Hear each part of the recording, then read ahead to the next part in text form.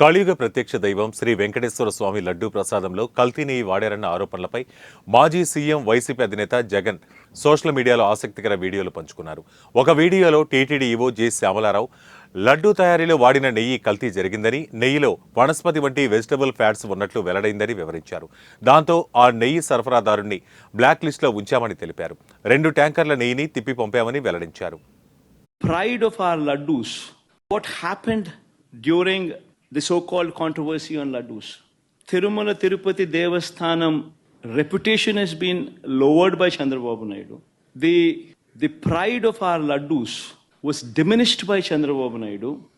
He intentionally planted a seed of doubt that the laddus were not good to eat, even though he knew very well that he was lying. What happened during the so-called controversy on laddus? Tirumala Tirupati